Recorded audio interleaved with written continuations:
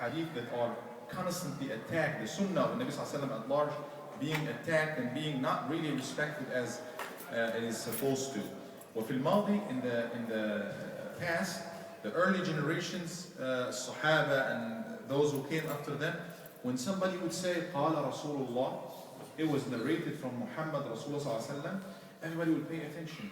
Sayyidina Imam Malik, he used to, before he gives talk about a hadith, narrate a hadith from a Nabi Sallallahu Alaihi Wasallam. It was from like the second generation that came after the Sahaba. He would go take a shower and be ready because he would speak the words of the Nabi Sallallahu Alaihi Wasallam. This is from the one that was sent by Allah Subhanahu Wa Ta'ala. Simple hadith, probably doesn't need much of a comment. All it needs is open heart and open mind, and to get the maw'idha and to get the benefit of it. Continuation of the topic we touched on in Salat al-Jum'ah or Khutbah al-Jum'ah, أبواب صفة القيامة. This is the book of Imam al-Tirmidhi, one of the famous collections of the hadith from the Nabi Sallallahu Alaihi Wasallam. Few hadith to give us an idea about how this day is like the day of judgment, the day of standing.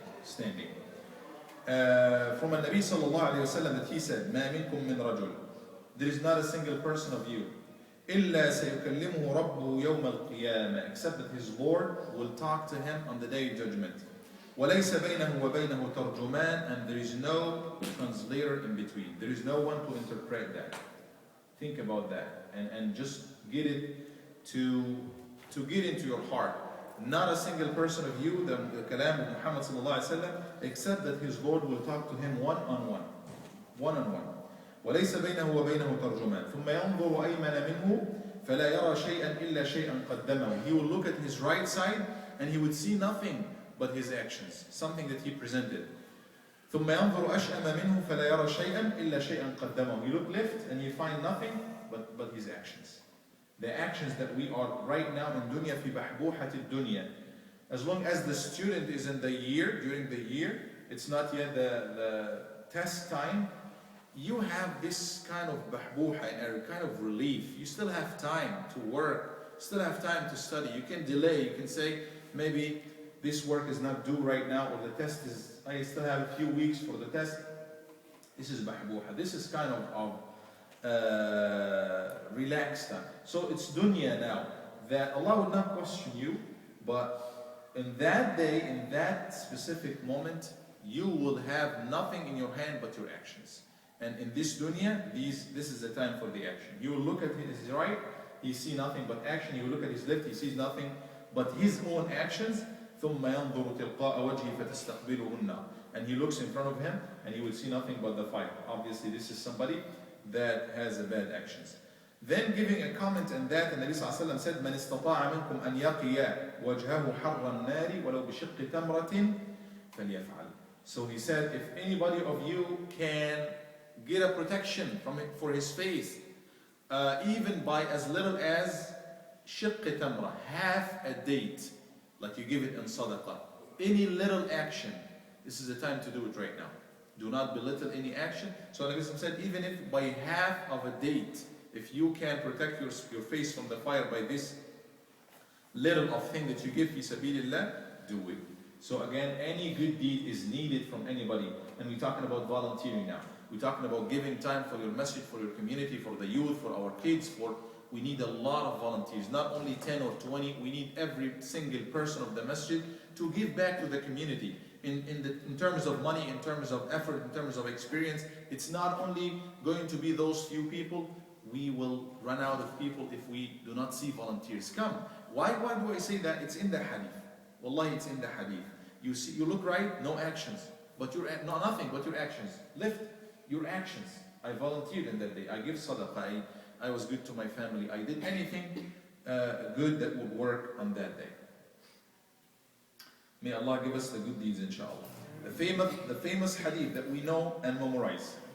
But we always need to be in constant state of reflection on those texts of Islam. لا تزول قدم ابن آدم يوم القيامة من عند ربه حتى يسأل. Your feet, the feet of the children of Adam will not be removed. You will not be dismissed from that meeting with Allah subhanahu wa ta'ala حتى يسأل, until he will be questioned عن خمس, about 5 things. What are the 5 things we'll be questioned about? Not to put you in the spot. famous عن عمره. He will be questioned. We have a couple of narrations that put the order in a different way. The first one always is going to be عن عمره, his lifetime, his time. Allah give you time, Allah give you age. He didn't put you here in 70 or 60 years, more or less, and vacation. He put you here and He will ask you. He put you for 100, He put somebody else for 30, only 30. So He will question you based on the time that He gave you. عن عمره فيما أفناه. How did He spend it? What did He use it for?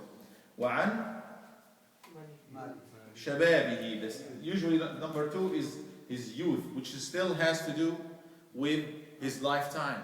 But especially this youth, and we talking to youth right now, whoever is here of the youth. Allah will ask everybody about his time, his term in life, and He will ask everybody about this specific period. It is the period of productivity that we really need to not waste it. And it doesn't mean that you have to do boring things, but don't waste it. This عن شبابه. Allah will ask everybody about his shabab or his youth, young age. What did he do with it? فيما أبلاه. How did he waste? How did he spend it? وعن ماله من أين اكتسبه وفيما أنفقه. And about his money. How did he acquire it? How did you make your money? You will have to prepare a question for Allah subhanahu wa ta'ala, an answer for Allah subhanahu wa ta'ala's question. How did you make your money? وفيما, not only how did you make it, وفيما أنفقه. من أين اكتسبه وفيما أنفقه. How did you acquire it? How did you get it? And how did you spend it? This is not the IRS. This is Allah Azza wa Jalla. He knows the secrets, knows everything. Nothing can be hidden from Him. وعن ماله من أين اكتسبه وفيما أنفقه وماذا عمل فيما علم. And about his knowledge. What did he do with his knowledge? What did he do with the knowledge? نسأل الله عز وجل أن يجعلنا من الذين يجيبون. May Allah give us and make us amongst those who give the right answer on that day, and be proud of their actions, inshallah. Allahumma and another narration mentioned وعن جسمه فيما أبلاه. He will be also asked about his body. فيما أبلاه. What did he use it for? Those who are talking about, smoking, is it haram or not haram? We're not here to put anybody in the spot, but anything that could, not only smoking, actually a lot of the food, the things that are supposed to be good for us, nutritious for us, it is like that. It is assumed to be like that, but many of what we eat nowadays and what we feed our kids, which is supposed to be nutritious, it's actually destructive for the body. And we tend to ignore that. We know that. We tend to ignore that. Most of the kind of candies and sugar and sweets and what have you, all of it. We have to really look into it, because Allah will ask us about your body. فيما أبلاه. Why did Allah give you body? فيما أبلاه. How did you put it into action, or how is it done? Is it done for salah, for helping others, for working and supporting yourself? For what? This is something that you will be questioned about. And the famous hadith also of al-muflis, when Nabi sallallahu alaihi wasallam asked, do you know who is the bankrupt? He said the bankrupt is the one. Al-muflisu fina ya Rasulullah, man la dirham lahu wala mata'. He doesn't have money, currency, and he doesn't have mata', property, in terms of assets. قال المفلس من أمتي. The Prophet ﷺ said, the muflis, the bankrupt of my ummah, is the one who comes in the day of judgment. This is a scary hadith. He comes in the day of judgment with salah. He comes with ya'ti bisalatin. He comes with salah. He did salah. He came to the masjid. He prayed. He went to the haram and he prayed. Salah. Wasiyam. He fasted in Ramadan. He did fast. Yet he's a bankrupt. Wazakah. He gives zakah. This is scary. وَيَأْتِي وَقَدْ شَتَمَ هَذا. The problem is, he did the salah, he did the zakah, but he شَتَمَ, he insulted such and such. He abused such and such. He was cursing and cussing. قال وَيَأْتِي وَقَدْ شَتَمَ هَذا وَقَذَفَ هَذا. Slander. وَأَكَلَ مَالَ هَذا. And he consumed the money of such and such. وَسَفَكَ دَمَ هَذا. And he shed the blood of such and such. وَضَرَبَ هَذا. And he hit such and such. فَيُقْعَدُ فَيَقْتَصُّ هَذَا مِنْ حَسَنَاتِهِ وَهَذَا مِنْ حَسَنَاتِهِ. And he will be broke.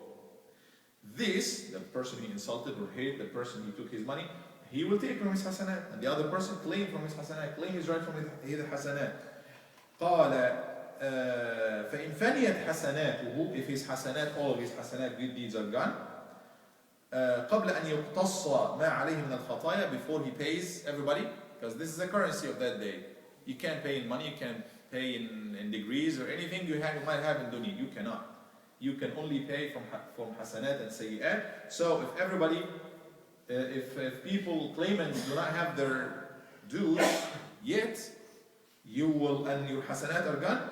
قال أخذ من خطاياهم فطرح عليه ثم طرح في النار. Some sins of theirs will be taken and be put on him, on his record, and he will be taken to the hellfire. Somebody who did salah, zakah, siyam, according to the hadith, didn't mention hajj, by the way. And he will end up losing. This is scary. So we have to really be extremely. This is again puts Islam in perspective now. Islam is not only salah, zakah, and all of that is from Islam. It doesn't guarantee you Jannah. Because this person, in this hadith that's mentioned in Tirmidhi and so many other collection of ahadith, books of ahadith from the Prophet ﷺ, this person did salah, did zakah, did siyam, yet he lost. He would be taken to the fire. Why? Because Islam is not only to do that, Islam is to also be good, do not curse and curse, do not insult, do not consume the money of others, do not, so all of these we should take it into consideration. And all of us might probably slip left and right. What should we do? Here comes the next hadith from Abu Hurairah from Rasul sallallahu alaihi wasallam. قال رحم الله عبدا, may Allah have mercy on a slave, a servant, كانت لأخيه عنده مظلمة, who wronged a brother of his somehow. He did something wrong to his brother. في عرض أو مال, maybe it has to do with honor, it has to do with money or property. فجاءه, and he will come to him. You oppress somebody in terms of, saying a bad word to him, saying anything about him, or take money, or anything that has financial or financial wise or honor wise. فجاءه, and he will go to him.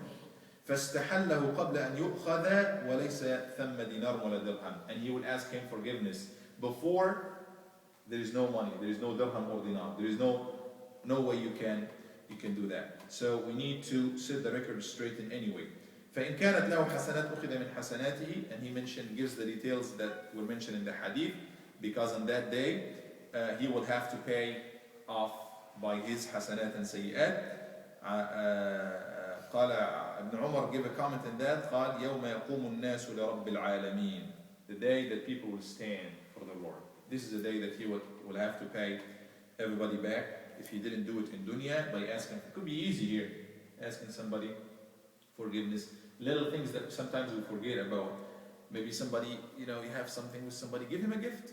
Istamil qalbahu. This is one way to, get the hearts of others. Something is going on, maybe a little gift here and there, a nice touch here and there will make, things right again. Quick hadith about al-hashr.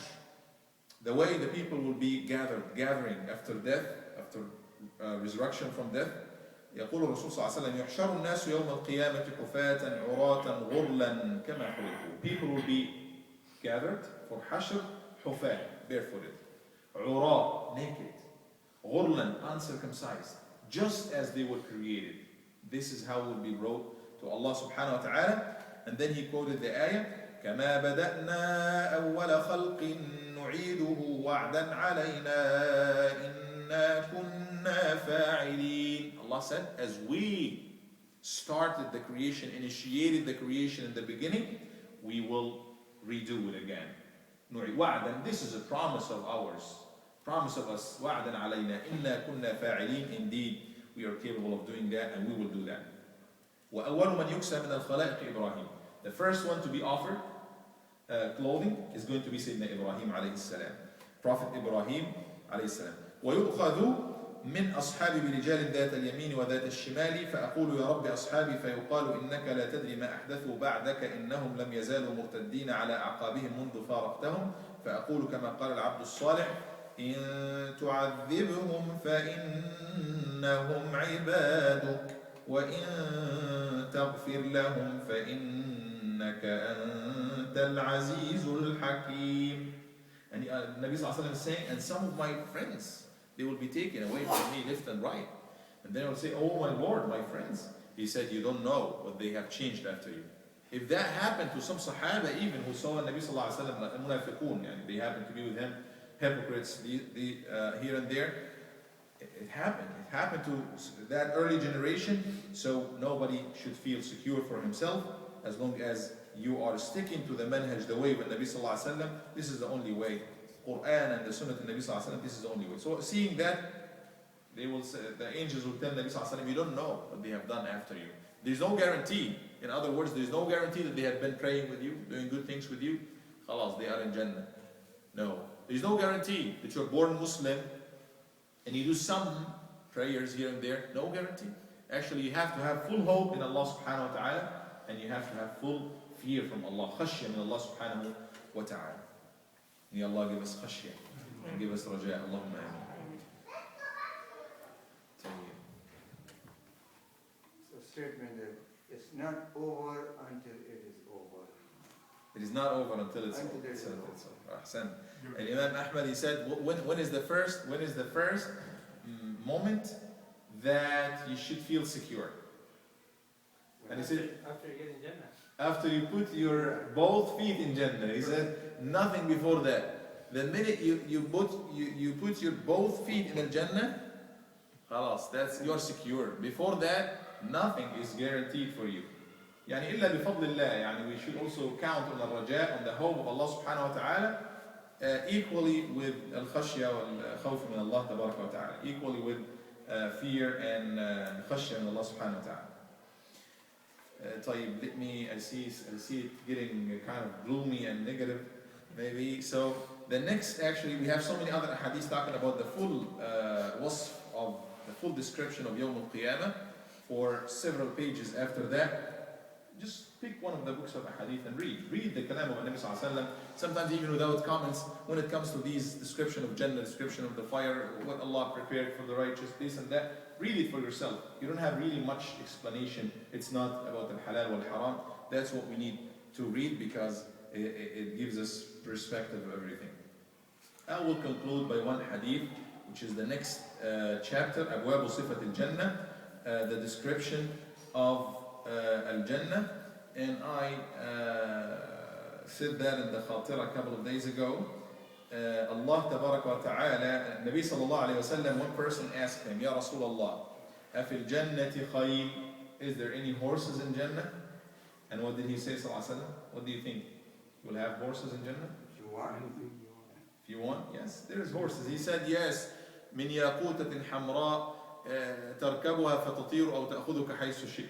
Yes, there is horses, if you like, from this red pearls, and you can get on it, and it takes you, literally flies with you, takes you whatever you want. And then the next person, another person, he said, Ya Rasulullah, fil jannati ibil. Do you think there are camels in Jannah? And he didn't give the same answer. He said, in Jannah, he gave the first answer like you give. He said, in Jannah, mashtahat nafsuk. Whatever your soul will desire, you will see it there. You will find it there. And I asked, I put that, maybe this is the mentality, or this is the environment of somebody who is back then in the time of the Nabi Sallallahu Alaihi Wasallam. He would ask, is there horses in Jannah? Are there camels in Jannah? But if somebody from our time will ask him, he would say, what, Ya Rasulullah fil Jannati, what do you ask him, Brother Ali? Cars, yes, okay. So, okay, rockets and spaceships and what have you. Maybe we have a scientist back there, astronaut or something. And yes, inshallah, the answer is generic, is universal. Mashtahat nafsuk, whatever your nafs would like, being it Ferrari, Lamborghini, and you fill it. You fill the blank the way you want it. You're gonna find it there in Jannah, inshallah, tabarak wa ta'ala. Just if we work, inshallah, for Jannah, and we are here to do that little work for Jannah, and whatever you imagine, you will have it in there. And bottom line, you would not imagine or think anything bad. You're not gonna think anything bad. One time I was cornered by a very intelligent child back in Egypt, and he said, I was talking to him about Salah, and you know that we have to pray and pray in time and everything, and about other things. And he said, yes, why do we have to pray? Why do we have to do this? Why? He said, in order to get to Jannah. And then he, you know, يعني لفتني لفتين كده. He kept taking me into a topic and then another topic, and then he said, what do you think about my mom? I told him, your mom, yeah, she's a good lady, mashallah. He said, she will go to Jannah. I told him, nobody knows, but inshallah, yes, she is good as far as I know. He said, yes, if my mom is going to go to Jannah, khalas, I don't have to pray. I told him, why? He said, because my mom, if she goes to, you just said she will go to Jannah. And if she goes to Jannah, she's not going to be happy if I go anywhere else. She will ask Allah. And in Jannah, he said, no, I missed something. He made the introduction, you know, the argument, you lay the ground. He said, question one, is my mom going to Jannah? I explained to him, and he made me, you know, give him the answer he wants. Yes, inshallah, she's going to Jannah. Yeah, she's going to Jannah. Number two, question two, anybody in Jannah can ask anything? Yes. And it can happen to him? Yes. And then he said, well, khalas, I don't have to pray. Why? He said, because if my mom goes to Jannah, and if anybody goes to Jannah, he will have his questions answered. She's not going to be happy if I go to anywhere else. So khalas, I'm okay. And then I tried to convince him, but khalas, yani, it was 1 point for him. Yes. He might change mind once he's in Jannah. We can talk all this talk, but he won. Yeah. Alhamdulillah. May Allah subhanahu wa ta'ala make us all in al-Jannah and give us the good deeds that takes us there. Allahumma ameen. اللهم صل وسلم وبارك على سيدنا محمد وعلى آله وصحبه أجمعين.